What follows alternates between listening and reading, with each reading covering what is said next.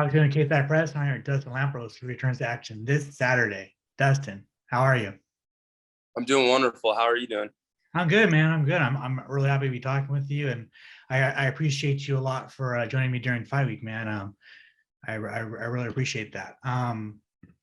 So I mean, you're 5 days out. How you feeling? Oh man, I'm feeling on cloud nine, on top of the world right now. Always am during fight week. It's a good feeling, and that, you put a whole 6-8 week camp in, and it's finally here, and I'm just excited to go out there and get to live out my dreams. Awesome, man. Awesome. That's awesome to hear. You talked off camera, but you just got into Illinois. How was the flight? It was good. It was good. I slept a little bit, nice and easy, about 20 minutes from my house, flew in, and I'm here ready to go. Awesome, man. Awesome. All right. Well, before we talk about your fight, man, your coach on the Ultimate Fighter actually fights on the same night that you do. How do you see that fight going down? I think Volkanovski's just too well-rounded. I mean, after getting to train with him for 2 months, like seeing how he looks at fighting and how he looks at his training and his approach, it's no wonder that he's the champion and the one of the most pound for pound best fighters on the planet. I honestly, I think I see him going out there and winning in the first or second round, to be honest. First, second round. Okay. Okay. Yeah. No. Yeah. He's a savage. Just plain out. I wanted to ask. Do you have any stories from the Ultimate Fighter that didn't get aired? I mean, there might be a couple. I mean, one that's pretty funny that didn't get aired that I kind of was hiding because I was a little embarrassed. So after my fight, unfortunately, I lose, and how I lost, I didn't really know how. I got knocked out, so I don't remember it, and it was really frustrating to me.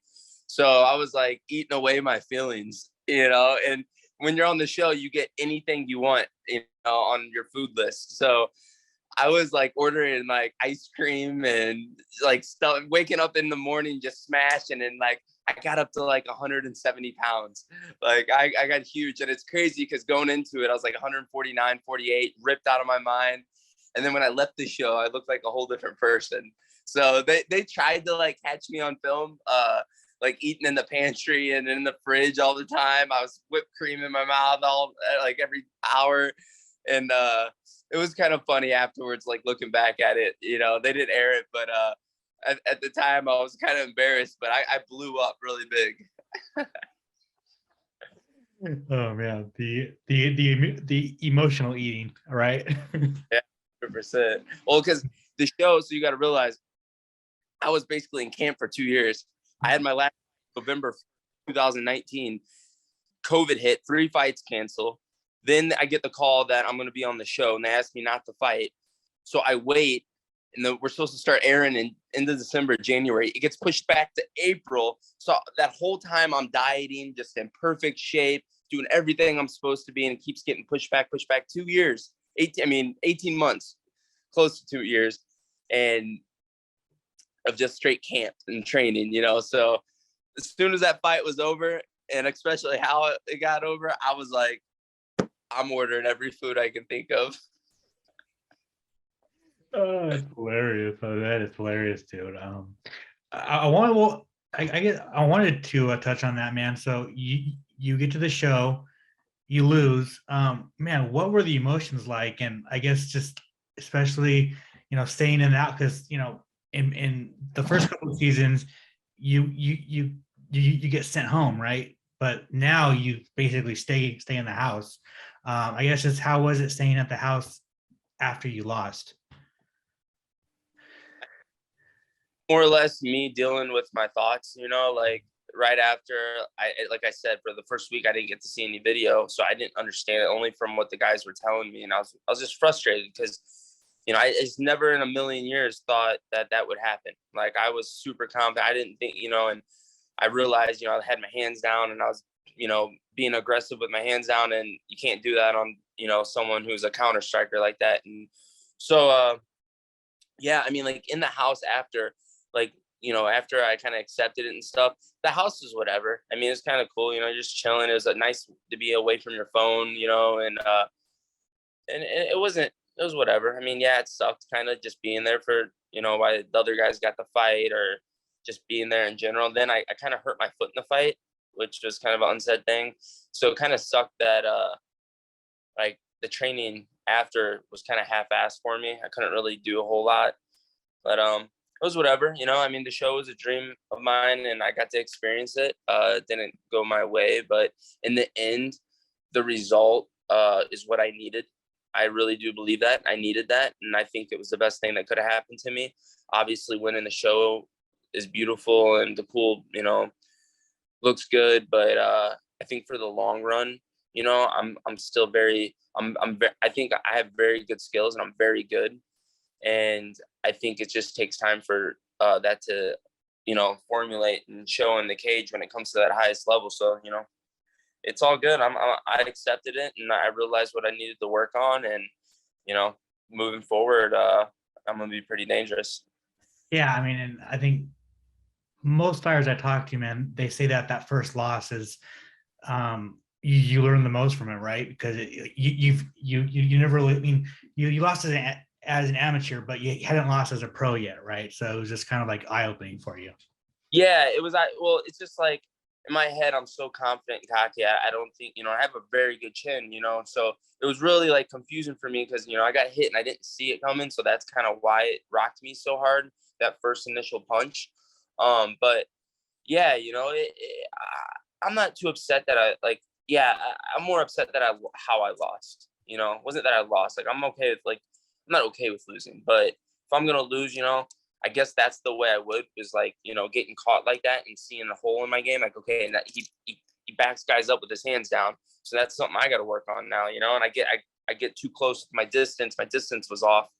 So that's stuff I've been working on a lot, and it's all good. Yeah, I'm not too worried about it. Didn't go on my record, which is a blessing. It's like a mulligan in golf pretty much.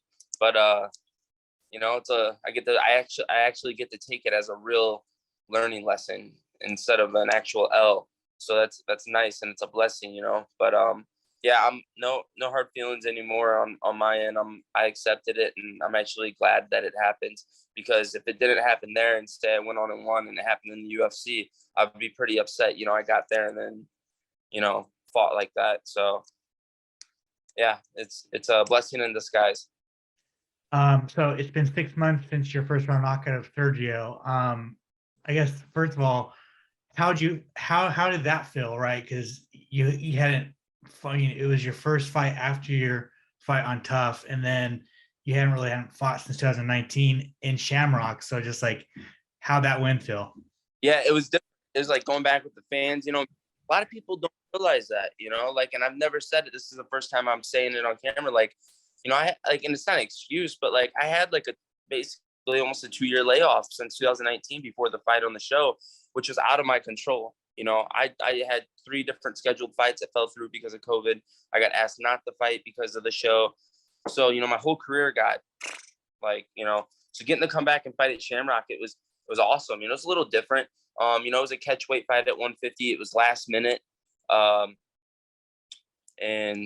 I know he wasn't at my level, and I know taking the fight, it was a smart fight on my end, to get back in there, get, after 2 years, get that rust off. And no, it felt good, man. It felt good to be back, and I can't wait to be back at River City on April 9th. It's going to be electric in that place. That venue is awesome. Shamrock puts on such a great show, and I cannot wait. All right, well, let's talk about it. So you fight Ashton on at Shamrock FC 337. How do you like the matchup? I like it. I see. He's coming in off a win. I think he's like 4-1 in his last 5. So he's 5-3. Decent record. I mean, I see him being tough, but I don't see him being on my level. I think I've put in too much time and too much work, and not saying he hasn't, but I don't think he's put in the exact time and the exact work that I have put in and all the sacrifices. I honestly don't really know a whole lot about him, so that's just me assuming. but that's what I'm gonna go with. I think that I'm gonna go out there and I'm gonna push the pace, and I'm gonna show the gap in the skill level. Who were your main training partners this camp? Main training partners for this camp kind of was like a joined one almost, because so there's a kid, he's 1-0, he's fighting on LFA April 8th. His name's Mitch McGee, All-American wrestler. This kid's a stud. Him and I got a lot of work in. Erwin Rivera, he just fought on Eagle FC recently. He helped me out a ton for this fight. But all the guys at my gym at Sanford MMA and Deerfield Beach, they've all helped out. They've all make sure that, I was ready to go for this fight. Yeah, with kind of tangent, but Erwin Rivera, man, how happy were you to see him get back in the win column after all the shit he went through?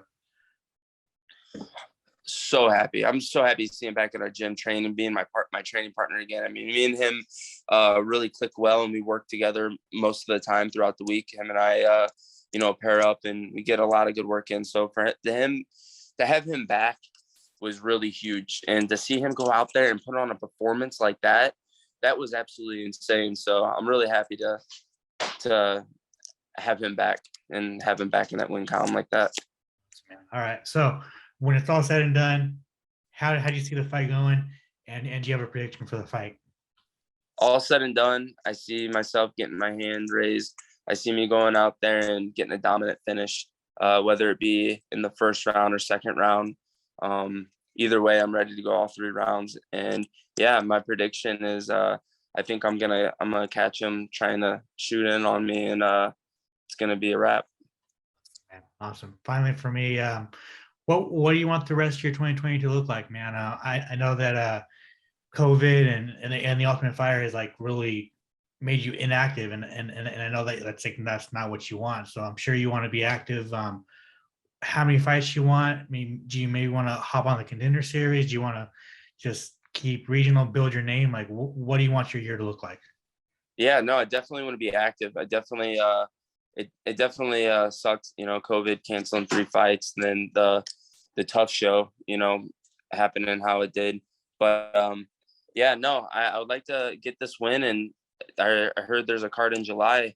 I'd like to hop on, and I'm sure, being 7-0 with all finishes, if it goes like that this Saturday, there's a good chance the UFC is going to reach out and, maybe work something out with me. Not saying that I'm opposed to it, but who knows? Maybe, depending on this fight, maybe I want another one on the regional scene, keep building myself, get to 8-0, maybe 9-0. I just want to do the right thing. That's all. This is all I do. I put a lot into this, so I don't want to make any irrational decisions. I just want to get this win, go back, talk to my team, talk to my coaches, and figure out the next step. Awesome. Dustin, thank you so much for your time, man. I really appreciate it, especially during fight week. You want to plug your social media, plug any sponsors you got? You want to thank anybody? The floor is yours. Oh, thank you for having me on here. It was a pleasure talking to you. Thank everyone at Sanford MMA for all the work they put in, all the help. All my sponsors, I have a bunch, and they know who they are. I couldn't do this without them. So I appreciate all that. And once again, I appreciate your time.